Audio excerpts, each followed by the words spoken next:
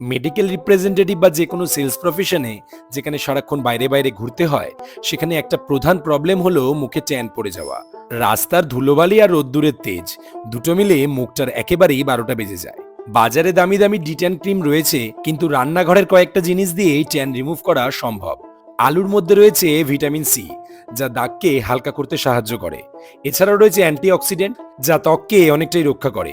তাই মুখের মধ্যে একটা আলু কেটে নিয়ে ভালো মতন ঘষে মোটামুটি 10 মিনিট রেখে মুখটা একটু ধুয়ে ফেললেই মুখটা অনেকটাই ফ্রেশ হয়ে যায়। তাই বলে ভেবো না একদিনেই ট্যান চলে যাবে, এটা আস্তে আস্তে কাজ করে।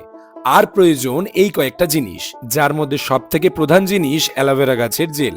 অ্যালোভেরা গাছ যদি বাড়িতে থাকে, সেখান থেকে ছোট্ট একটা ডান্ডি কেটে নিয়ে সেখান থেকেই তোমরা এই জেলটা বানিয়ে নিতে পারবে। ভিটামিন ই ক্যাপসুল যে কোনো ওষুধের দোকানে গিয়ে বললেই তোমরা পেয়ে যাবে।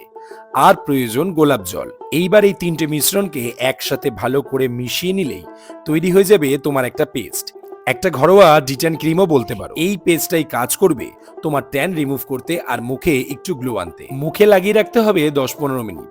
দেখো, বাজারে দামি কম দামি অনেক রকমের ব্র্যান্ড রয়েছে, কিন্তু ঘরোয়া এই জিনিসগুলো ইউজ করলে সাইড এফেক্ট তুলনামূলক কম হয়। সত্যি বলতে আমি নিজেও এত মেনটেন করি না।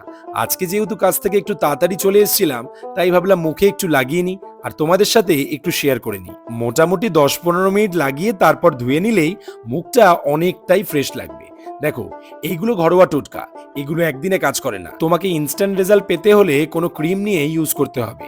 সেগুলোর কিন্তু সাইড এফেক্ট একটু হলেও আছে, এগুলোর কোনো সাইড এফেক্ট নেই, তাই তোমাদের সঙ্গে শেয়ার করা। কাজ থেকে ফিরে সময় পেলে বানিয়ে একবার লাগিও, তারপর ফিডব্যাক দিও কিরকম ফিল করছো।